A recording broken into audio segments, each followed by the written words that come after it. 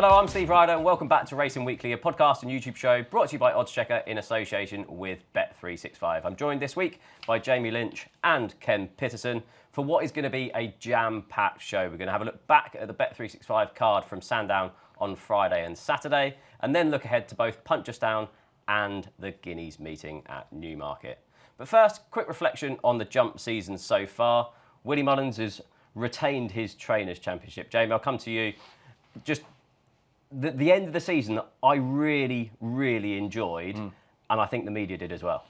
Yeah, and it's organic. You can never create that. It has to happen organically, and therefore, it was also interesting how the various other players really enjoyed it and embraced it as well. Harry and Dan Skelton were both really enthused and energised by what they felt going through that. But it does represent a rather bigger picture about the balance of power and the axis of power now in horse racing, and how in many ways Willie Mullins' dominance has become the preeminent thread over everything.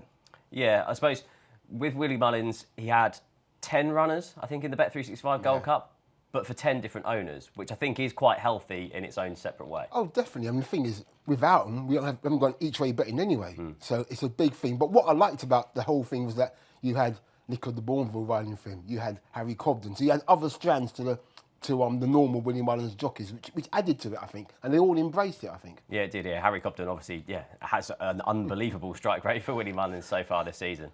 But with regards to jockeys, I think we obviously have to congratulate Shawn Bowen on his first Jumps Jockeys Championship. And I really like the fact that he got his big winner on the final day with Resplendent Grey as well. Yeah, I mean, he's had an unbelievable season. I mean, we all know how unlucky he was last year when things didn't go his way. This year, I mean, he's had a really good run. He's proven what a good jockey he is, and winning the big race just probably capped it for the season for him.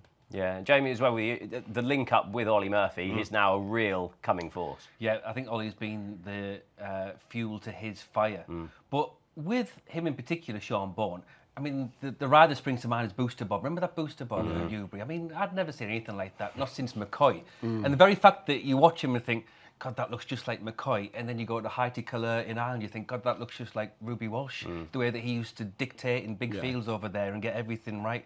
And that's why I think he is so good now. He's got the skill, the strength, the strategy, and that amalgamation of the top jockeys now. You know, he's going to be there at the top for years to come. Yeah, the only thing missing really is that Cheltenham Festival winner so far, but that's not going to take long to get there, is it? No, because he's become a go-to jockey as well. And I mean, Harry Cobden on the slides had a great year as well. His stock has risen despite the fact that his stable hasn't been at full strength, which is an odd symbiotic relationship. But his link up with Willie Mullins, it's unignorable now, isn't it? Definitely, definitely. If we look at the betting with Bet365 for that separately, Shawn Bowen, as expected, at a short price 2-7 to retain his crown next year. But the Trainers' Championship, Ken, for next season is an interesting betting heat. You've got Willie Mullins, a 5-4 favourite to retain the crown. Dan Skelton, 11-8. And then probably the price that surprises me most is Paul Nicholls at 4-1. But I think it's between the big two next year. Who would you be with? You think about it. Willie didn't win a champion hurdle, a Gold Cup, a champion chase at Cheltenham, but he still won 10 races. Yeah. So even though he doesn't win the main ones, his strength in depth over the whole meeting just shows you there. And then Aintree, I mean, you just couldn't write it, could you? First 4 races, bang, bang, bang, bang, and you think, game on. So, yeah, I mean, he's just got so much strength in depth. I congratulated him on his success. I said, are you going for number 3? Definitely. Yeah. So he's up for number 3 already. So Dan will be up for it. Paul will want to show that he's not a forgotten force. So, yeah, if they all click together, it will be a great season going ahead with all 3 of them trying to be champion trainer. Yeah. Jamie, for you? Yeah, I think so. Just going back to that balance of power, I just made a note because of the season's end. This isn't a quiz. This is just a list. I could see the fear on your faces there. It's not. This is just a list. Yeah. But it's an important list because I think it determines why we've got that imbalance right now. So 10 years ago, the horses rated 160 as chasers and 150 on north as hurdlers, i.e. the upper class horses. Yeah. There was 24 chasers and 34 hurdlers in Britain of that class. And this season, there have been 10 in either category. Just 10 in that class. I'll just read you very quickly the 10 chasers who are the best chasers in Britain last season. John Bond, Grey Dawning. That's fair, isn't it? Yeah. Then Protectorat, Sagino, who was a big miss for the season. L'Empresse, Stage Star, Ahoy Senor, Jello, Pictorium, Matata. and they're the best chasers that Britain has got. That's why, for the foreseeable future, you are worried, or I am worried, that this is only going to continue. And if you look how many horses Willie Mullins got rated 150 and over, it's frightening. Yeah. It's really frightening. So you can see where the balance of power is at the moment.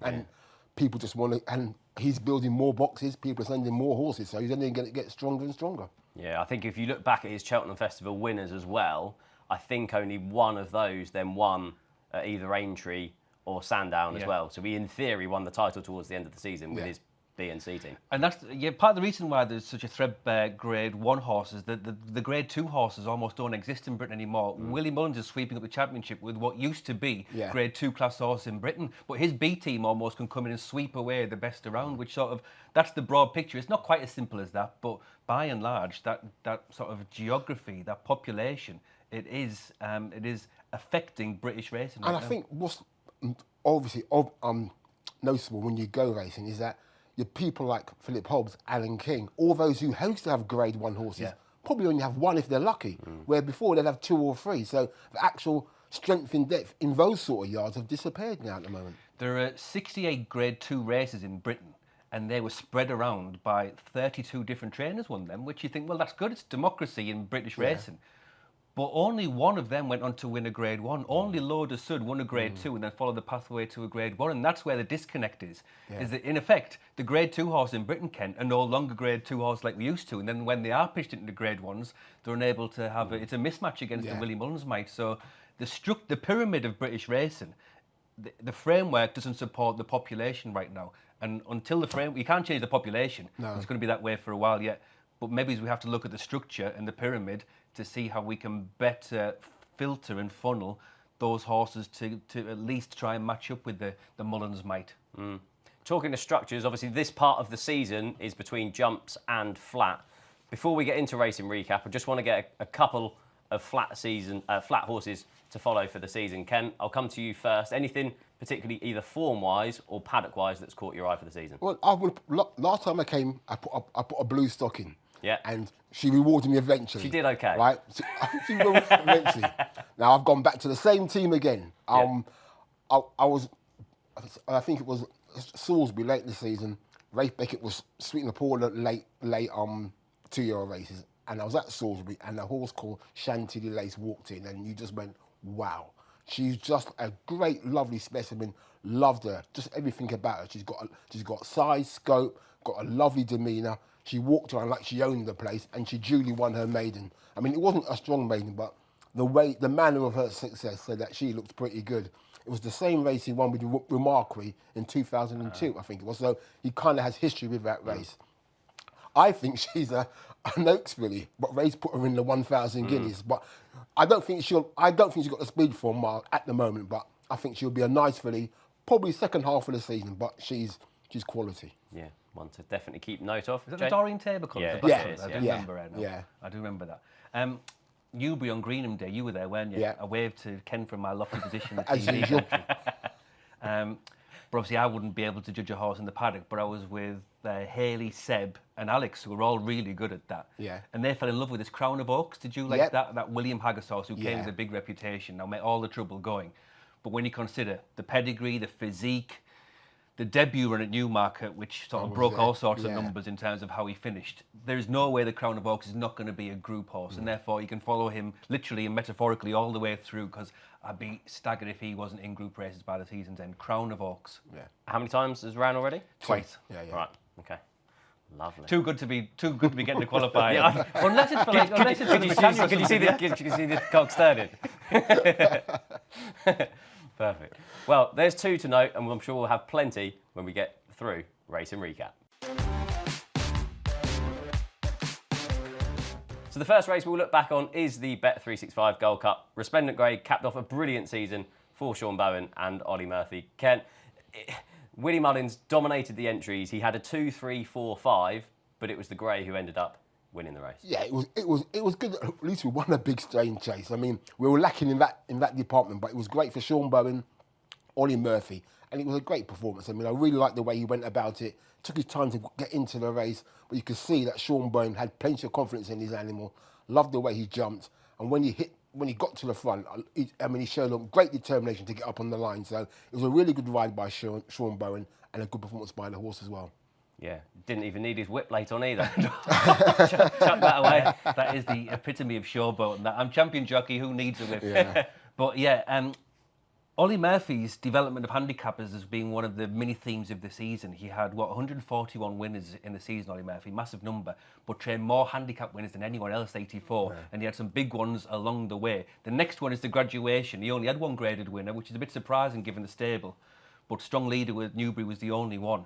But these handicappers turning into graded horses is sort of the next, I think, transitional period for Ollie Murphy. But how well he's done in keeping these handicappers on the up through the season, I think it's really significant for him and for these horses. And I mean, it's hard to watch that Bet365 Gold Cup and not think of entry next year, isn't it? Given his strategy, given his jumping style, and given his strength in the finish as well.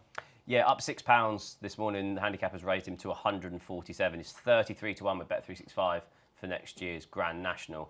The thing that I note, and he's a horse that I tracked through the whole season. Cheap pieces really helped him, or helped Shawn Bowen, I suppose, keep him in a prominent position and his jumping, which is going to be all important at Aintree. Yeah. And therefore, do you think that just switched him on? That was the final missing piece of the jigsaw? I think so. Yeah. If you look back at sort of the National Hunt Chase, he jumped off relatively prominent and just completely lost his place. Because I think Shawn said he was a bit annoyed with the horse, wasn't he? The fact that they knew that he could do better than he was and just lost focus or concentration or whatever. But yeah, the cheap piece might be the final piece of the jigsaw with him. And to win a race like that, of that nature, in that style, he's certainly looking at nationals or variations of next year. Yeah, it will no doubt be popular with punters being a grey. Oh yeah, definitely. I mean, everyone loves a grey in national, don't they? So yeah, he'll be a popular horse, and he's got all the attributes to definitely make a bold showing come next April. Yeah, a Bet365 celebration chase. Ilate Tom defied an absence of 359 days. Yes, this horse. I mean, when you see this horse, I've seen him a load of times. You wonder, how can he be that good? There's nothing of him. No. I mean, he's a little small thing, little legs. You think, but I mean, the horse he's got. I think he's won 6 Grade 1s. Yeah. He's just a very good horse. And I mean, after that long layoff, I was slightly concerned that would he be ready, but he's Willie Mullins, he's got him ready. And okay, I know John Bond probably wasn't at his best, but this horse, don't underestimate him. I mean, he is a very good horse. The only thing is, everyone's talking about Champion Chase. Cheltenham is not his place. I mean, he's been there 3 times. I think he's been 5th, 5th and 3rd. It just doesn't suit the way he runs or him, but he's a very high quality horse. And interesting where Willie goes now. Will he go to France after his performance? Because I don't think he'll go to Punchestown, a bit too soon, but maybe France. But he's a very good horse. Yeah, it's just interesting. His jumping at Cheltenham, even over hurdles, just seemed to be let down by the track. And yeah, he's obviously priced up 10 to 1 with Bet365 for the Champion Chase and things like that. 20 to 1 for the King George. Now, I thought it was significant the fact that they had him entered over further for Punchestown. So whether they think he's a stayer, but he's just a very talented horse away from Cheltenham. I mean, I'm not going to make it, but there is a case we've made for saying that was the performance of the jump season. To defeat John Bond in that way, like you said, Ken, there's some natural strings attached to that. We're in April. John Bond's had a full season. When you think of the John Bond beat Energamy and Edwardstone by the same margins he'd been beating them all season, and visually, John Bond seemed to do everything right, and yet Ile Tompe just ran by him in the finish. It was embarrassing. So the time was really good as well. The time says he's as good as he looks. So the thing about it might be related to the fact that he doesn't look like your archetypal top-class chaser is that he's won 5 Grade 1s, as you said, Ken. He hasn't been favoured for any of those 5 that he's won, just constantly underestimated all the time. And if I was to tell you, again, not a quiz, these are the 5 horses who were favourite in races that Ile Tompe won, the Grade 1 chases. John Bond, as we saw. Gaelic Warrior. Facile Vega, very good. Facile Vega, the first one. Gaelic Warrior. And 2 other Grade 1 winners this season, from this season. Imperipass? No. Marine Nationale. Marine Nationale. And Grey Dawning was the other. So, yeah, that's 5 proper horses who he's beaten along the way. So, an odd horse, but there's a case for saying that, if I was to ask you guys, who was the horse of the year over jumps, I'm not sure there is a definitive answer, because what we learn from the jumps is the, presuming things, proclaiming things a bit presumptively. I think it was notable on the day they crowned, I think, John Bon as the horse of the year, and then got beaten 5.5 lengths. But I read people saying, "Oh, John Bon finished like a tired horse," and I went back and watched the race and covered the screen, so Ilitaton wasn't in the race, and he still beat Energumene and Edwardstone by as far as he did at Ascot when everyone was raving around the performance. He's just a very good horse, and every time, like you said, when he turns up, because he's not a high-profile horse. Willie's always got something else in the race which has got a bigger reputation. He gets overlooked. But Danny Mullins on him, they just click like hand in glove. They just work so well together. Given what you've said there about the distances involved, the time involved as well, the evidence suggests, and strongly suggests, that's a 170 horse which we saw on Saturday. Now, obviously, there are reasons why you would attach strings to that and think, well, April, John Bon, it's all a bit whiffy. But the vast majority of the evidence suggests that is one of the top 3 chases that we've seen 24-25 season. Yeah, you use the word whiffy there. Gaelic Warrior has been called some names in the past, but the last 2 performances have been so impressive. He won the Bet365 Oaksy Chase in impressive style, 5-length victory over stablemate. Appreciate it. What do you do with him now? Yeah. It's like, he's got 2 words, Gaelic Warrior. It's like 2 horses in there, isn't it? It is like Jekyll and Hyde, and which one's going to turn up.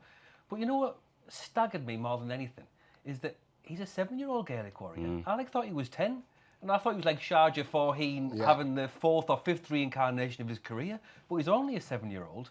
But the last twice, he's shown, I think, everyone what Willie has always known, but has sort of struggled to find the key to him. But whatever it is, and we're always trying to analyse and find what makes horses tick, you get the impression it's psychological as much as physical.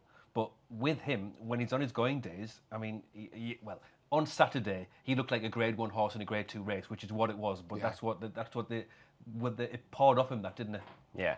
Yeah. Well, I think I've spoken to Willie, and I think the key to he doesn't like Leopardstown. No. He just doesn't like the place. I don't know if it's the track, the fences. He doesn't like the place. You look at him away from there. His record at Cheltenham, pretty good. Nothing wrong with his Cheltenham record.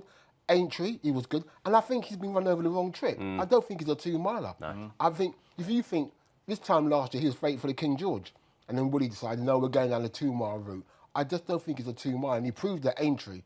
He travelled, he jumped, that was left-handed. He's gone right-handed, he's done the same. He's just a very good horse. And maybe he's maturing, as Jamie said, given that his age. But he's just a very good horse away from Leopardstown. Yeah, he's now 4-1 for the King George, 10-1 for the Ryanair Chase, 8-1 for the Gold Cup. So I suppose it's all going to be resting on what form Galopin Des Champs comes back, which route Factor File goes down, and where he's then going to end up. But I mean, he's now won over 2 miles, 6.5 furlongs. He's unbeaten over trips further than that on his two starts over 3 miles. So I just think it's been the wrong trip for him. I just think 2 miles just got him on his head. And Leopardstown, he literally does hate the especially on that ground as well. I suppose he probably got away with it over a shorter trip on kind of soft and heavy class, ground. I suspect. Yeah. I'll come back to the guys at the end for anything else that they've kind of noted, but I want to switch to the flat action. Ken, you're at Sandown on Friday. Gordon Richards Stakes, Al-Azi. Here's again a horse who's been called some Ken, names. You're full of it, telling us what the secrets are to Gaelic Warrior. Some names in the past. This was his 7th Group 2 success. And the thing was, when you watch the race, he was always going to win. I mean, he travelled so well, and I'm watching the race thinking, no, you can't win this. And then you watch Jim, he's moving really well, comes around the bend, and I'm thinking, he can't win this, surely. But he's got so much ability, and he's just a horse you can't predict. I mean, Saturday was his going day, and he proved it. I mean, he beat a good field, and he beat him well. And to me, looking at him, I didn't think he was 100% fit. I think there's a little bit more to come from him. He's an 8-year-old, but William Haggas just knows the key to the horse. And Saturday, I think that's probably one of his best performances ever, really, the Friday performance. Yeah, I selected him in the paper, and I was trying to make a really kind of strong case, and I was like, oh, okay, form fresh, and it's kind of yes and no. Will he like the track? Yes and no. Trip, will he like, yes, no. There's just always differing things with Al-Azi. It depends, again, your Jekyll and Hyde character, which one turns up. Well, you can't predict him, can you? I think he's got personality above everything, this horse, is that he sort of decides for himself what he's going to do, and nothing that we can do or project is going to tell him when he's going to perform. But I mean, I think even you who tipped him, you were waiting for him to wobble up that stand downhill, weren't you? Saying, well, I'll be the judge of this when you come off the bridle. And there he was, sauntering away. But he's very comfortable in his own skin, I think, for who he is and the grade of race he's in as well. Imagine winning 7 Group 3s like he has. It's incredible that to just... And for William Haggas as well, just to say, no, it's a Group 3 horse. Yeah. And that's the races that he's going to win. However, this is the first quiz. There is a William Haggas horse who won 8 Group 3 races. LRC won 7, but there is a William Haggas horse who won 8 Group 3 races. Hamish? I was going to say Hamish, but... Yeah. Disappointingly is the right answer. Should I sit there and... You're meant to be foxed pondering thought. There you go. But Hamish, Hamish. So I love that when, you know, the stable knows what they are, these horses know what they are, and just run them in those grades. I think we are guilty forever saying, well, what next about horses? But actually, it's mission accomplished, isn't it? If you can win another Group 3, and that's him, just keep going. But I love him because he's got personality. And no analyst, no pundit, no paddock expert is going to tell him how he's going to perform that day. Yeah. What next for Bet365 mile winner, Dancing Gemini? Yeah. Following in the hoof prints of Charin, won at Doncaster, won this race. He could only finish second in the Lockinge, but looking at it with Bet365, he's 3-1, Dancing Gemini. Would you give him a chance? Yeah, and obviously the parallels with Charin are really, really strong. Winless as a 3-year-old, banging his head against the classic wall, but then his own revitalisation and repurposing into a miler. The one point I would make is that as good as he's looked at Doncaster and Sandown, don't forget that Charin last year was in the right place at the right time, in the sense of when he started off, there was Big Rock and Inspiral who were around. Now, both of those sort of fell apart through the season in which Charin dominated, and we can't presume that yet of Notable Speech, and in particular Resalian, who were heavyweights who Dancing Gemini has still got to go up against. So it's one of those where I would heed and draw the conclusions and parallels with Charin, but I think it's a different type of opposition that he'll be up against at Newbury when he does go up against Notable Speech. Maybe it's Diego Velasquez and certainly Resalian. Yeah, trying to not make this into a Lockinge preview. Richard Hannon is going to be looking at the weather, especially for the next few weeks, just praying that this sunny weather carries on for Resalian, isn't he? If it carries. I mean, I've seen Resalian already this year, and he's a fine-looking horse now. I mean, Timmy Murphy rides him, and he walked in and I thought, Jesus, I mean, he is definitely. Where was this at, Ken? Did he go for an away day somewhere? Yeah, he's been to Kempton, and I think he's been to Newbury as well for Gallop. But I saw him at his yard about 6-7 weeks ago, and he has developed. So yeah, but I think the thing with Dancing Gemini, they've been again campaigning him over the wrong trips. I mean, he's clearly a miler the way he's proven it in the last 2 performances. He's got a really good turn of foot. I mean, okay, I think it was a good performance on Friday. It's going to be, as you say, a better race. But again, Tamfana, I thought she ran a cracking race. I didn't think she was 100% fit. The only 2 fillies to carry a penalty to win are Pebbles and In the Groove. So that's the sort of filly she's got to live up to win the race. So I thought that was a really good run from her, and I can't see why she won't improve. Again, they got bigger fish to fry with her. And Hattie was as fat as me and you put together, mate. Gosh almighty. He was huge. Right. I mean, I said to Richard, he's going to need another couple more guys before he goes to the track. He ran that way, didn't he? Yeah, he was just big. He's developed, but he was just carrying so much condition. So he'll take a big step forward. But yeah, Dancing Gemini. The next one, we'll see how good he is. Tamfana is £5 better off if she went to the Lockinge as well with him, which is a big swing on top of the fact that she'll be a bit more razor sharp, you would think, on the back of that. So I think that just the general line is, Steve, is that Sharon did it last year and went through and dominated the division, but don't necessarily expect the same of this horse, Dancing Gemini, only because he's yet to face those big guns that weren't really around in the season which Sharon made his own. Yeah, I think, like you said, I think the strength in depth in the mile division looks pretty hot this year. Yeah. I mean, there's some, like I said, Notable Speech, there's some good milers around, so I don't think it'll be that easy for Dancing Gemini, but look, he's in there and he's got a chance, and he comes there in the form of his life going into whatever race he goes for, because I think the Pre-Ispahan was mentioned as an alternative, so we'll see. Yeah, Dancing Gemini, I think they're just going to go where they think it's going to be the better ground, which I'm pretty sure at this stage is going to be Newbury. Yeah. So, but yeah, he sets a really good standard for these to try and hit on their reappearances as well. Anything else over either Sandown Friday, Saturday, France? I should mention the Derby trial we had. Yeah. I thought that was a decent performance by I forgot the name of the horse now. Swagman. Swagman. Yeah. Shouldn't forget that. God, lovely son of Wotton Bassett. Got presence, looks the part. I mean, he's not even in the Derby. When you saw him, you thought, this looks a really nice horse. I thought Ryan rode him with confidence. I mean, I think he said when he got on him, he thought, God, this horse has improved since I sat in him last. I mean, he's a big, imposing type. Okay, he might not be a Derby horse, but maybe a French Derby or something like that. But he looks a horse that's got plenty of potential and more to come from him. Interesting. 22 entries Aidan O'Brien has got at Epsom, and this isn't one of them. He just sent it over for a sighter, and it does that. So yeah, it's a bit ominous for the impending trial season that he's able to win a race like that with a horse like that, who was fairly easy to back as well, wasn't it? Like, he didn't go with huge expectations. Can I hijack the preview just to ask Ken directly about one horse, because that Al Makam against Al I was going to mention him. I mean, I just got a feeling that might be a proper horse this year. But what can you tell me about? I mean, I loved him last year, and you could see he was just a shell. But I mean, he's developed. I mean, Ed Walker hasn't made a great start, as we probably know. He needed the run, but physically he's done really well. And I like the run because he'll come on for it. But yeah, he's a proper horse and definitely one to keep on the right side of. Any that took your note, Jamie? No, not really. That Gosden horse, Damisus, in the classic trial. Oh, why are you pulling that face? He looked outclassed. I mean, right, yeah, honestly, yeah. you put him I didn't know against whether him, he was green. You looked at him and you thought, ooh, right. he doesn't look as big and imposing. He's quite medium sized. He looked pretty fit, but there wasn't a lot of quality about him, if I'm being honest.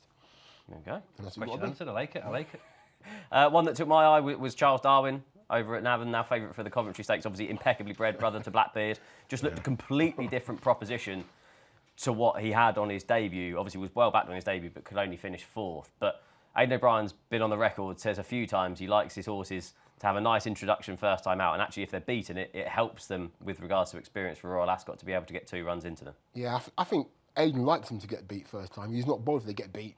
It's like you say, it's a learning curve, a step up for the next assignment. So yeah, I like the performance. I mean, he was much more switched on. Ryan was very positive with him, and once he shook the reins, he put distance between him and the rest in pretty quick time. So yeah, he looks one of many to come out from that yard and other yards to come. So yeah, he's yet to stand on what he's done so far. I mean, that might be the most significant performance of the weekend looking ahead. Yeah. I mean, it's easy to envisage that horse winning the Coventry and then going on and dominating the second half of the season. We've seen that before, but there was something about this horse. Firstly, it's a race that Aidan uses as a stepping stone, isn't it? And then we come to the performance as well. And Ryan Moore's body language is a little bit unusual in that you don't often see Ryan play jockeys, but he just held on to him and let him just go through it. And then just had a little look under the bonnet at the end to make sure he's Ascot ready. You could just see he did get after him a bit just to make sure there was something there. And Steve, his last 2 furlongs were quicker than Whistle Jacket later in the day over the same distance. Yeah. And he wasn't really flat out at the end of that, was he? I don't think so. Yeah. What is he? He'd be 3-1 for the Coventry. Something like that, yeah. You can imagine being 6-4 for the Coventry, can't you? You can. I mean, it's just one of those things where they just chip away. So, yeah, Charles Darwin, it was a bit of a, I think that's the best 2-year-old we've seen. Yeah, and that was a Whistle Jacket who was all out to beat stablemate Ides of March as well, who was going for it. Also on that card that I want to touch on, Kyprios does what Kyprios does. Yeah. Wasn't going to win by far, but got home. He's 10-11 with Bet365 for the Ascot Gold Cup. Just had news through this morning. Constitution Hill will have an entry. He's been introduced to the market at 14-1. But yeah, what are your thoughts on Kyprios for the season? No, Kyprios is, we're in danger a bit of taking him for granted because Kyprios just does what Kyprios does. But it's so hard for Stays to have the CV that he has over the years that he has, and to complete a 7-race unbeaten season last year in those races. I mean, that's like a horse that you look on Wikipedia for, isn't it? Back in the 1920s, you see these horses win these races, and you think, well, that's a different age. So for him to do that is sensational. My question is less regards the Gold Cup and more regards the Arc, which I think at his age they will have one last dart at, like they have done in the past. He's 33-1 for an Arc. Do you think is there a soft ground Arc scenario where he can have a big impact in the finish, or do you just think it's not really in his wheelhouse? Well, we'll see what comes out from the Derby and what the 3-year-old generation has got. Order of St George finished 3rd, didn't he, behind Found and another stablemate. Yeah. So we'll see if the 3-year-olds are up to. Remember that? Was standard. It 2 years ago where he won the Cadran hanging left? Yeah. And it was a really testing ground Arc as well. I wonder if that was his window really of opportunity for. If they just rolled the dice then he might have been able to win an Arc. But I just worry at his age now and unknown conditions. But yeah, just an incredible horse who just harkens back to yesteryear. Yeah, and I think he does kid people into thinking that he's slow, because I don't think he is. Oh, no. I mean, if you know what's going to happen. You travel, come off the bridle. Well, I'll have to get him going. Then he goes, do you want me to go? And he said, oh, and I'll go. And then he goes and wins. But he's just an incredible horse. I mean, that longevity, to keep doing what he does, the enthusiasm the horse shows, obviously the training of Aidan O'Brien. I mean, he's got to be one of the best players we've seen for a very long time. And he's one of the greatest legacy horses for Galileo, isn't he? Mm. Of all of them. Yeah. When you think of his steel, his spirit and his stamina, those are the bywords of the Galileo stock. Yeah. And in many ways, he epitomises everything about that sensational sire. Yeah. 3 more older horses I just want to quickly get your line on. Aventure won over in France. Sosi made a winning comeback in the Guineas. And then Kaiying Rising as well. Hong Kong, 12 straight wins. Just unbelievable. Well, Kaiying Rising was just, anyone who hasn't seen it, you've got to watch that race. It was unbelievable. It literally is like he just jumped in. Yeah. He just travelled up, won the race, just a horse that has so much potential, and we've not seen the best of him because he's not been tested. No. I'd love to see him against, let's say, European horses, just to see what he could do, but God, he's very exciting. Yeah. That is just some horse I'd love to see at Royal Ascot and see what he could do there. Sosas, that was a good performance. Wrong trip, first time out, I think it was. Yeah, I was very impressed with him, and I presume we know he's going to be aimed at. He's got the arc stamped his long-term target, and I'm sure his master trainer will get him there eventually. Yeah, 16-1 with Bet365 Sosi for the Arc, Aventure 14-1 for the Arc, and also 5-1 for the Coronation Cup, which I thought was interesting. They muted that they might come over for Epsom. Yeah, the Coronation Cup looks hot, doesn't it? Calandagan. Yeah. Again, it's a bit more good feeling than Nathan, but I think Calandagan's on a different level to Aventura. Do you not think that? I sort of think that he's up there, whereas Aventura, you've got to me, possibly. Are sort of at that level. Yeah. I just genuinely think that he is a different calibre of horse than Aventura and indeed Sosi. But yeah, it's going to be a ground. I think. I think Calandagan is one that you will definitely handle quicker ground if it was a quick ground day on that day. But she's really good, Aventura, and she's a little bit under the radar. And her performance on Sunday compared really well against the Guineas and Map of Stars and Sosi. I didn't think Sosi could do that. I didn't think he could win a 10 furlong Group 1. But you hit on the point of Monsieur Fabre, the master trainer, doing things that none of us really expect. And many horses have done this. Volgeist is the one. Remember when Volgeist beat Enable in an Arc? He started that season by winning the Guineas, and no one thought that he could have the speed for that. So he could next be the next Volgeist. Yeah, excellent. That is a good place to end Racing Recap. Before we get into our Guineas and Punchestown preview, just to let you know that our sponsor Bet365 have a best odds guarantee offer. It's available on every single UK and Irish race from 8 AM on the day of the race. If you take a price and the SPay is bigger, Bet365 will pay you at the bigger odds. Full terms and conditions can be found on the website. So we had some breaking news this morning around the 2,000 Guineas. Twain is likely to miss the race, so Expanded likely to be the only Ballydoyle runner. But he's not favourite, Ken. Field of Gold heads to market at 7-4. I was really impressed with his victory in the Craven Stakes. Oh, you had to be. I was there on the day, looked at the whole field. I thought Field of Gold was 80% fit, 85% fit. He's done well physically from 2 to 3. He travelled really well in the race. He did everything right. He negotiated the dip, hit the rising ground, and picked up and strolled away to I think it was a decent success. I think he's the one to beat, and he looks well. He's done everything right so far. He's progressed. He's been the right trials. He doesn't want the soft ground, which he won't get. So he's got a lot. It ticks a lot of the right boxes for me. Jamie? It's just because we're filming this on Tuesday morning, and this is the exact time in the week when you get a bit contrarian. You start looking at these horses in a slightly different light, and you go from looking at the positives to now focus on the negatives. Not that there aren't any negatives. Logic and rational thinking tells you that this is the horse to beat, demonstrably so. And Jason Weaver was saying exactly the same as what you said there, that he didn't believe he was at all at peak fitness for that race. But it's just the idea, Steve, that he was in exactly the right sweet spot of that race as it developed. It's that idea that The Craven hasn't generated a 2,000 Guineas winner since 2004. No. The Gosden's only had 1 Guineas winner in his entire training career. These are things that just mine are preying on my mind, especially in conjunction with a 9-4, 2-1 favourite, something like that. So again, I think it's just you've caught me at the wrong time to wax lyrical about Field of Gold, even though all logic tells you that, yeah, I mean that's going to take some whopping in at Newmarket. Yeah. Are you then looking at some at bigger prices? Expanded 5-1, Ruling Court 6-1, Scorthy Champ 7-1, Shadow of Light 7-1. All these obviously odds are correct at the time of recording. I mean, even a bit further down. Yeah. I can keep going if you like. Green Impact. Yeah.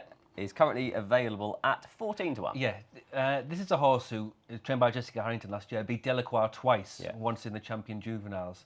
And that looks a strong form line. Delacroix, hot as hell. Swagger rested on that hot as hell form line as well. And he's just a horse who struck me as being businesslike rather than flashy, which helps. And he's a little bit under the radar, but he looks really good. He's bred to be really good. And he's just the sort of horse, I think, who there's no noise about, but actually his power and potential speak for themselves a little bit. So just on value grounds, I do like the look of Green Impact. Yeah, I thought a huge positive for him was the fact that they've circled the 2,000 guineas for him. Hot as hell goes elsewhere, and the fact that he'll definitely be primed for this. Ken, we were kind of speaking off air. Aidan O'Brien, in recent years, doesn't appear to have had them fully tuned up for this meeting. So for me, Expanded looks very short at 5-1. Wasn't he about his 4th choice? I mean, originally, he had other horses that were more fancied. Yeah. They've fallen away for one reason or another. And now he's come on Expanded. Okay, he was a bit unlucky the way the Dewhurst went. He was not on the right side. But how good was the Dewhurst last year? I have my doubts it was a very good race. So I think Aidan's got to run something. Yeah. It's Expanded is fallen upon, but he wouldn't be my idea of the winner myself. No, so it's going to be Green Impact for Jamie. Who for you? I'll have to go for Field of Gold. I just don't think it's a very strong race. No. I mean, that's the way I looked at it. I mean, I've seen Shadow like gallop 2 weeks ago at Newmarket, and honestly, I wasn't impressed. Right. I mean, he was working with Highland Avenue, who's a very good workhorse. Yeah. Known him over the years, and you could see that Dougie Costello's riding, and Dougie's looking for William, and William's right, trying to push, trying to not go for everything, and Dougie's kind of just eased up a bit for him to get there. I wasn't impressed with him, so I can see why William's thinking, what do I do here? So, but the thing was, Ruling Court, Charlie Appleby said, we're using this as a Derby trial. So he wasn't even going to be his Guineas horse. He's going to use this as his stepping stone to the Derby. So I just have a feeling it's not a very good, at the moment, on paper, a very good 2,000 Guineas. But the horse that's done the best for me has been Field of Gold, so I've got to stick with him. Yeah. Are you allowed to say yours or not? Yeah, I like Wimbledon Hawkeye at a big price, 33-1 with Bet365. We've seen Night of Thunder reverse form from a trial in the past with Kingman to win this race. In the fillies equivalent, I think Bilston Brook was beaten in a trial before winning it. Even El Malka last year beaten in a trial before winning it. So they do step forward from that first run. I loved his win in the Royal Lodge. He obviously split the right horses in the Lion in Winter and Ruling Court earlier on that season as well. And I just thought he was a big price to hit the frame against horses that have a lot of question marks. My only doubt with him was that he was razor sharp for his run. Was he? Right. He didn't leave a lot to work on, but then there's not much you can work with because he's very light frame. So that's my only doubt. But look, it's such an open race. I won't put off anybody off anything because I think loads of horses come in with chances. But the only thing is, if we get a big field, will they split? Which is going to be Kingman, Night of Thunder again. That's my only slight doubt. If you have a big field, they split. Yeah. It's whoever's on the best horse on the right track position could win. Yeah. Imagine if Field of Gold has father flashbacks with his Cyrus kicker in it. He doesn't look like a Kingman though, does he? No. Not a bit of him. Even the head carriage is really genuine. Isn't it? Yeah, because he has stamped a few of his Kingman with that high head carriage. That's right. I used to love Kingman starting out. Yeah. And then now I've gone full circle on it. I just curl my lip whenever I see a Kingman. All right. Do you remember who rode him in his first race when he won? Ryan. Was it? Yeah, was it? Ryan Moore rode him at the July course. Right. And I liked him. And I said, oh, Ryan, how good is he? He's like, did he? Yeah. Well, I thought, this is a good horse. And he wasn't even that impressed, so there you go. Remember the year when Blue Point went back-to-back at Royal Ascot? Yeah. Buick was out, wasn't he? James Doyle rode Blue Point. Yeah. And we got him up at Sky at the touchscreen. We went through the races. And I said to James rather grandly, "Oh, is that the fastest you've been on a racehorse?" To which he said, like just nonchalantly, not like meaning anything, he went, "Oh no, I rode Kingman." And Kingman was a miler with a sprinter's speed, and he said that Blue Point wouldn't live with Kingman. Yeah. Do you remember that year that it was Tornado, wasn't it, in the Suffolk Stakes? And Hughesy went a really slow gallop and tried to sprint, and James just sat there and went, "Yeah, right, that'll be why." Simon Rowlands suggests that he clocked a sub 10-second furlong, which obviously sub 11 is usually the mark. But he's calculated that it was probably a sub 10-second furlong that Kingman produced. Yeah, he was incredible. Yeah, nice little romantic loop though, wouldn't it? If Field of Gold won at the track where Kingman was his only defeat that then. Yeah, it was. Yeah, wow. his only defeat. Yeah.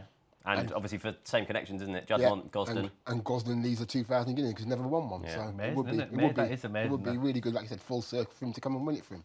Yeah. You touched on a racecourse gallop. We all saw 1,000 Guineas favourite Desert Flower in her racecourse gallop. Were you more impressed with her? Yeah. You had to be. I mean, gosh. Because we had them, and then we went over to watch her, and I mean, she's like a colt. She's massive. Yeah. She's developed, and like you said, she didn't go to Dubai. She spent it at Moulton Paddocks. She looks really well. I mean, she's proper muscled up. She looks great. I mean, I love the way William just sat there, went through the gip, hit the rising ground, and she just took off, just lengthened all the way to the line. He couldn't pull her up, and you think, yeah, she looks very good. I mean, she's done everything right last year with her performances in the Mayhill and in the Fillies Mile. Yeah, she's the one to beat. It'll be interesting to see what turns up. Because, I mean, obviously, Lake Victoria, she could be... Well, she's got to have a massive chance in what she did last year, winning at 6, 7 and the mile. She had a long season. That's why she's late, so Aiden coming in. But I think Red Letter could be very interesting.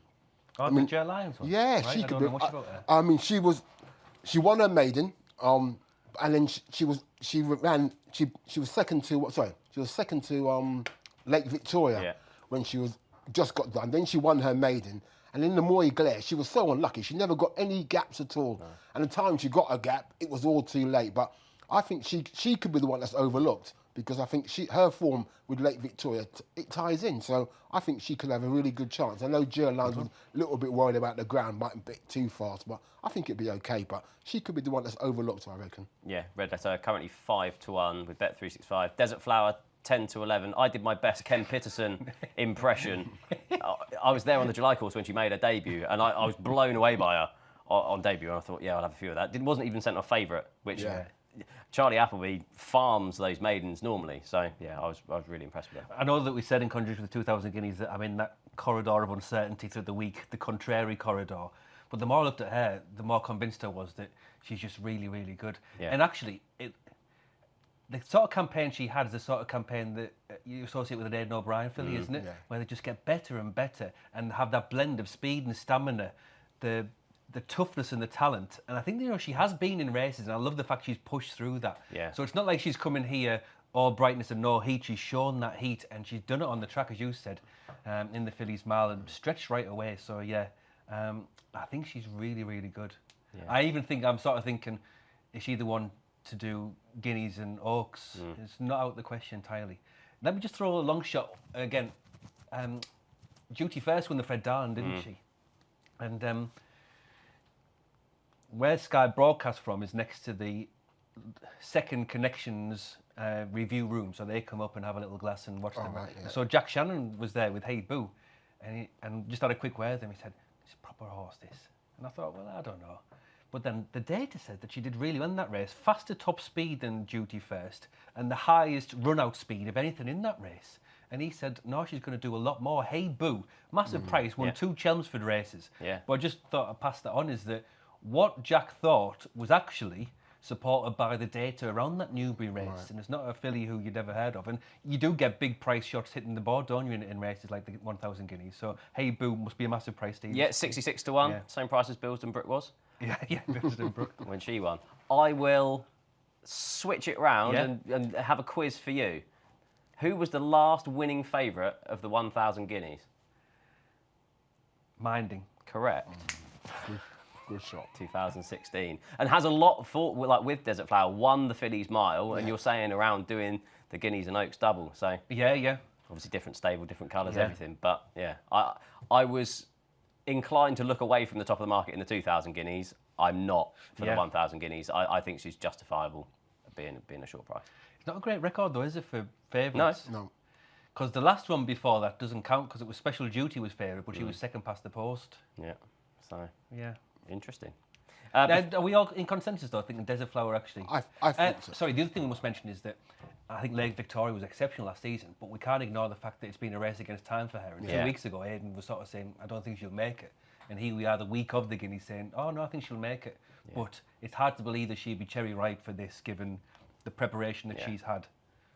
And his recent record in it. I know it was obviously the Colts equivalent, but the way that City of Troy has ran, Auguste Rodin has ran, and then stepped through for the remainder of the season. Yeah. It'll be a stepping stone, won't it? Yeah, big time. I'm going to save the Punchestown bit. I'm going to come to you for anything else from Newmarket over, obviously, the Friday, Saturday, or the Sunday. There's a couple of interesting. The handicap on the Saturday. Hand of God makes his debut. A horse that I've put up as one of my 12s to follow, but just love this horse when he won the Isha Cup with Ryan Moore. Yeah. How he won that race, I'll never know because there was no gap to be seen.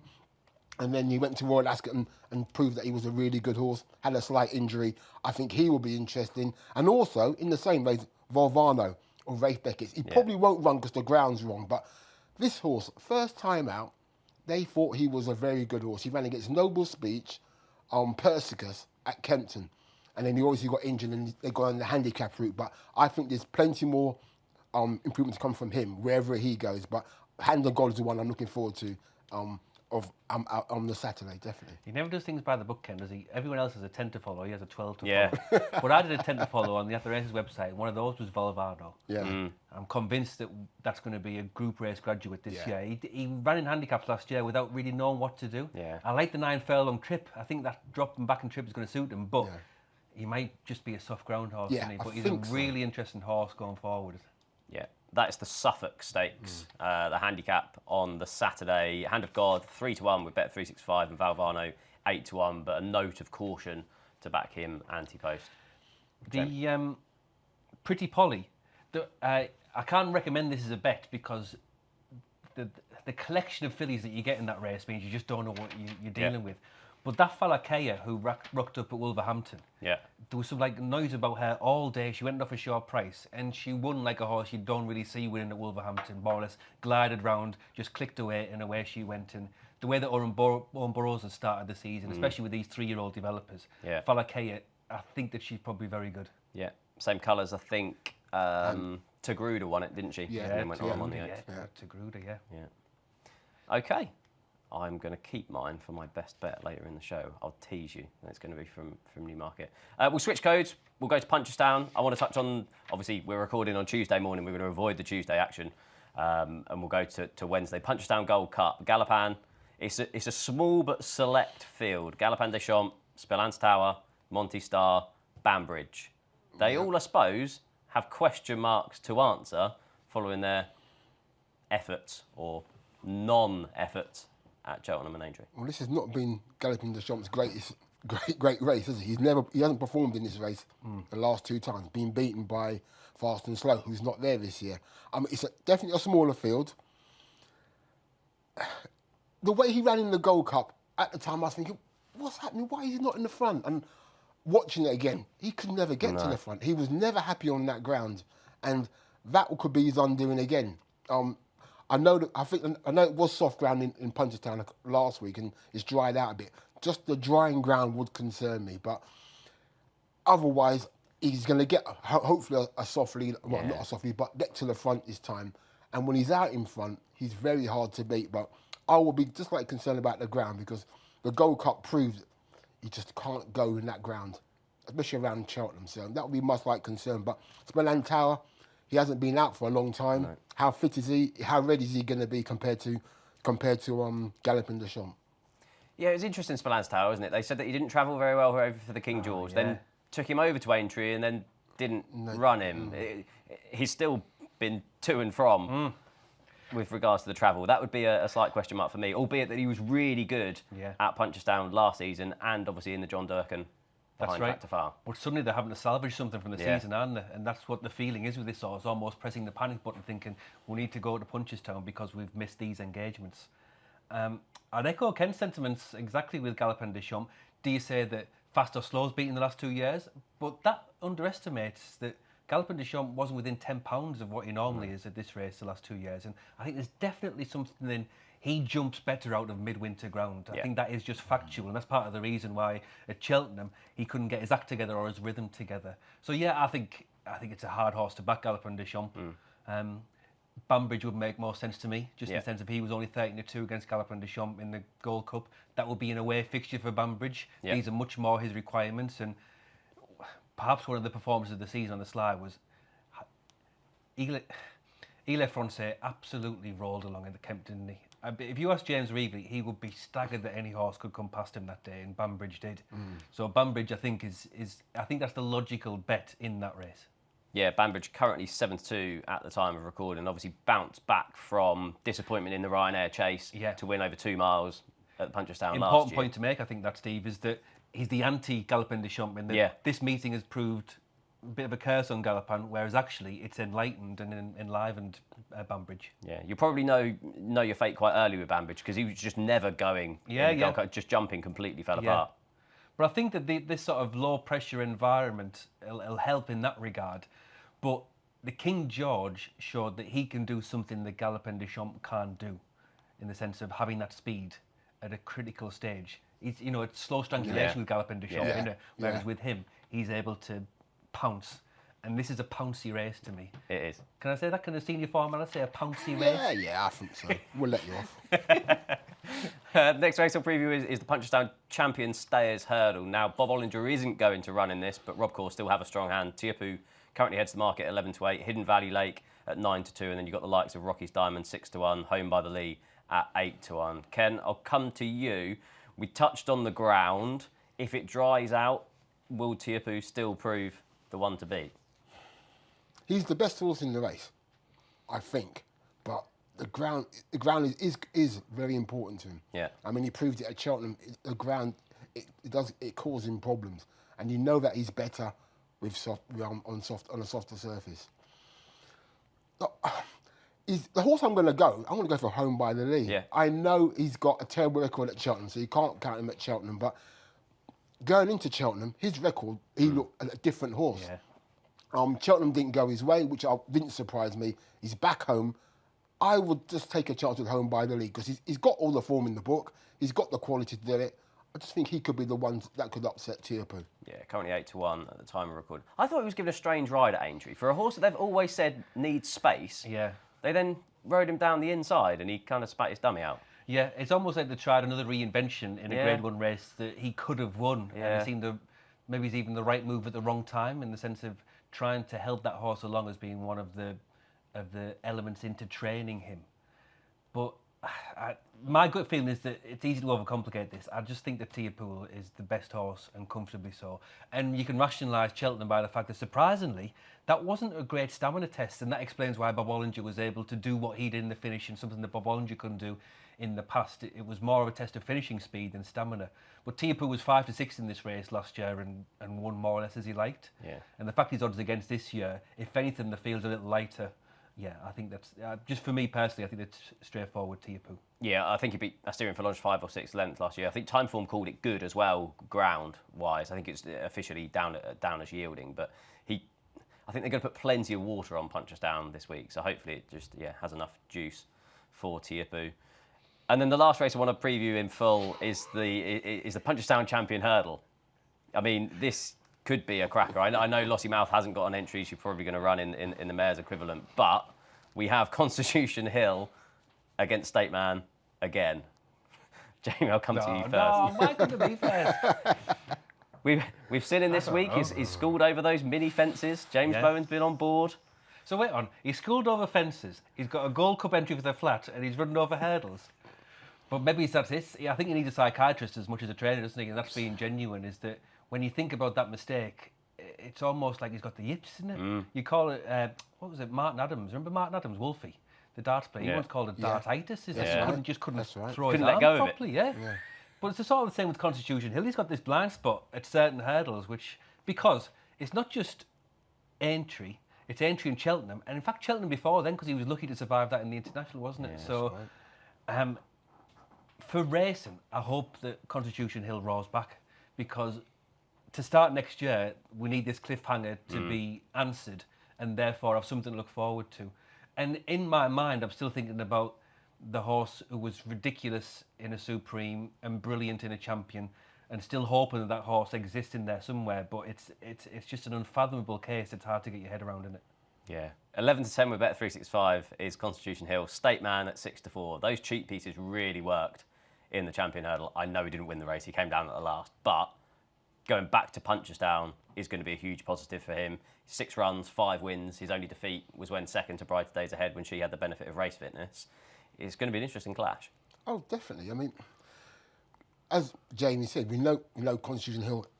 I think the reason why Constitution Hill has been falling is lack of practice. I think lack of racecraft, being in races that get you jumping at speed. I mean, jumping a hurdle at home, that's not a racing, is it? And I think in the race itself, you've got to concentrate, and he's getting a bit lackadaisical, and that's why he's fallen. Hopefully that may sharpen him up, but he needs racing. I think that's what it boils down to him. Where State Man, that's the opposite. He runs all his races. He turns up year after year, runs his 6 or 7 races. Okay, he fell in the Champion Hurdle, which is unfortunate. But I think he's back in his own back garden. He's a tough horse. He loves the place. I can't see why he won't. I think he could probably win it myself. Yeah. I think the way he travelled at Cheltenham and what he did at Cheltenham just looked a little bit of a different horse compared to previous years. And I can't see why, if he's in that same sort of form, normally he is, because horse does not turn up with his A game. I can't see why he can't win it. Yeah, I can't preview this race without obviously getting a word on Golden Ace, our reigning champion hurdler. Would you give her any chance? Well, Jeremy Scott said, didn't he, that it wasn't over Cheltenham before Stateman came down at the last. I've watched that back 11 times, and all 11 I've reached the same conclusion that I think it was. It was over? Yeah, I think it was. Honestly, I think it was. Yeah. But it was a great story around her, but I think she's just in the right place at the right time. To win a Champion Hurdle by not 1 but 2 likely winners coming down at separate points is unusual and surprising, to say the least. But yeah, I think she'll have a card marked on this week. Yeah. But isn't that shows that, I mean, Lossie Marshall are running the Champion Hurdle. Yep. You take your chances, you never know what could happen. Yep. And people not going to race because he's there or she's running there, take a chance, you never know. It's a race, sorry. Anything can happen. Horses can have half days. Might not have eaten up. He's got to take a chance. And Jeremy Scott took his chance, and fair play to him, he came out on top. So, yeah, I was really pleased that A, a small trainer won it, B, he took his chance, and he came out on top. Brilliant. I think that's a really important point to make, is that when we gathered here and you sent through the briefing of we're going to look back at the season as a whole, that's quite the brief to have. And I was thinking, okay, what's the horse of the year? What's the race of the year?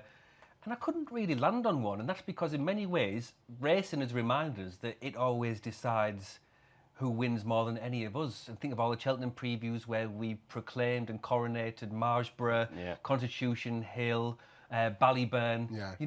Racing has this habit, and thank God that it does, has this habit of speaking for itself and deciding its own script. And I think the Golden Ace was the perfect epitome of that. Because you think of all those preview nights, Marshborough win, Ballyburn. They didn't. No. They all got beat. So it proves if you're not in the race and take your chance, you don't know what could happen. So it was great for him, and I was really pleased for him, because it just shows the small man can win. Your Norton Coins, all those sort of horses, they can win if everything falls right for them. Yeah, that Champion Hurdle was mad, wasn't it? all 3 of them went odds on in running, and none of the 3 won. Did 3 go on? Yeah, Constitution Hill started at odds on, then Brighter Days Ahead went odds on in running when he fell. State Man obviously was odds on when he then approaches the last. And none of them won? None of them finished in the top 3. Yeah. Oh, yeah, I forgot about that. That is, isn't it? If ever a race was defined of a season, I think that was probably it. Unbelievable. Yeah, being presumptive and predictive about racing. Racing bites back, and thank God that it did. Yeah. Before we go to our best bets, anything else from Punchestown or anything else you've got noted down? I've got noted down 2 other things, both flat related. Is that all right? Go for it. To circle back. We've got the Thirsk Hunt Cup on Saturday. Yeah. Which is what? Do you know who won it once? No. Far, remember Far? Oh, yeah. Yeah. Group 1 winner, yeah. And Antonio Mergica rode it. and he was drawn in stall 15. And Saibin Saru must have said, just stay wide the whole way. It doesn't matter where you are on the track on this horse. And it won the Thirsk Hunt Cup far. But Obelix is a horse who is trained by Julie Camacho, was trained by the Goslings once upon a time. I bet you came across it down the south. Yeah. Really well-bred horse, high-purchase horse. And Julie Camacho's done her thing of reinventing this horse and caught the eye on his comeback at Thirsk. No coincidence over inadequate trip. So Obelix I've got my eye on for the Thirsk Hunt Cup, but a low draw's important on there. And then I spoke about Newbury, Fred Darling and Greenham Day. Were you there on the Friday as well? I was there, That consecrated the William Haggis Cheveley Park horse with the big long stride. Right to sacred. She's in a good wood, but she was one who knocked you out. She went from the front, she showed a beautiful stride, beautiful propulsion, and you just thought, oh, that might be a real good one. Did you think the same? Yeah. You think she might be a real good one? Yeah, she looks it. She's bigger than her sister, who's sacred, but she's got there's a bit of quality about her, and I love the way she went about it. And the way Kieran rode her, he rode her with a lot of confidence. I think she could be quite decent. Another quiz just come to me. Far was withdrawn in a 4-runner Doncaster conditions race. Who won? Frankel. Our quizzes aren't going very well. They're too easy. No, too good. Too good. I hope you invite me back because I'm going to have a sheet about this thick of great racing trivia. Ken, anything else from you? Interesting to see how Bamboo Fever gets on in the... I loved her first time I saw her at Leopardstown when she won her race. Came and proved it at Cheltenham by winning the champion bumper. And I'd love to see how she gets on with Jodie Townsend. Yeah. Just like to see how they get on. Hope they can win again because I think she's a pretty decent mare. No, Bambino Fever, definitely was an impressive winner at the Cheltenham Festival. I've got one more little sneaky one for Punchestown. Is that all right? Yeah. Not a quiz. But El Kairos. Do you know El Kairos? It's the Gary and Josh Moore, David Maxwell horse who ran the champion bumper. Yeah. So this made his debut at Newbury. And I was looking, because it quickened right away at Newbury in a bumper. You thought, what the hell is that? And I looked at some data, and the data said that he finished faster than any horse in the Lockinge over the same course that year. So I reported this to Haley, and Haley Moore said, right, that's interesting, because it's going to go for the champion bumper, we really like it. And actually, they want to try and convince Maxwell to let them run it on the flat, because they think it's really good. It finished 5th in the champion bumper. But again, it was the fastest horse in the 3rd quarter of the race, which is always the hottest, and it made a massive move. But it's gone over to Ireland for a Punchestown bumper, which Maxwell was 2nd on last year. So El Kairos, he's just a fascinating horse. He's this cocktail of real pace and power that is just yet to be expressed in full. But El Kairos, keep a very close eye on that one. Do you think if he goes to the flat, Maxwell will get off and you'll end up having Ryan Moore on board? I think that might get the time form jockey upgrade, but might be there. It'll free up Ryan. Will have to ride Constitution Hill instead. Unbelievable. We'll be back shortly for our best bets of the weekend. Before we get into our best bets of the weekend, just to let you know of a free-to-play 6 horses challenge. It's available every weekend with free spins on offer if you get 2 or 3 selections correct. Prize pools available for 5 and 4 correct predictions, as well as a jackpot for all 6. Terms and conditions apply. So, Jamie, your best bet of the weekend, please. Best bet of the weekend, the KISS phenomenon, KISS, keep it simple, stupid, and Tiapu to repeat last year's win. I'm convinced he's the same horse. I'm pretty sure it's a lesser field, and I think the odds against Tiapu will repeat last year's win in the Champion Stays hurdle. Yeah, currently available at 6-4 with Bet365 at the time of recording. Ken, who for you? My best bet is in the King Charles Stakes at Newmarket. I'm going for Cosmic here. Unfortunately, not going for the 2,000 guineas, but I think he's a horse that's you're going to see only that grade later on. But I think it's a good starting point for him to hopefully progress into a graded horse. Excellent. No betting currently for that race, but notable that they're going for that race instead. Mine is going to be in the 255 on Saturday at Newmarket. It's the Palace House Stakes, Group 3 over 5 furlongs, and that's Rumstar is the one I want to be with. Won over this course and distance as a 2-year-old in the Group 3 Cornwallis Stakes. Since then, is unexposed over 5 furlongs. He's 0 from 10 over 6 furlongs since that race, but ended last season with 2 really good runs. He was beaten half a length in total in the Portland handicap over 5.5 furlongs off a mark of 101 before winning the listed Rouse Stakes. at Ascot on his final start over 5 furlongs. He's right up there on ratings, rated 107. Johnny Portman started the year in great form and he's currently available at 10 to 1 with Bet365. So Rumstar for me in the Palace House on Saturday. Right, I've loved this episode. We've been here, there and everywhere with regards to topics and quizzes. So thank you both very much for joining me on this episode of Racing Weekly. Many thanks to obviously both guests and you for joining me. If you've liked what you've heard or listened to on any of this or our previous episodes, then please give us a kind review on Apple Podcasts or in the comment section on YouTube. We'll be back next week to have a look back at the action we've just previewed, as well as the Victoria Cup card at Ascot. Thank you very much.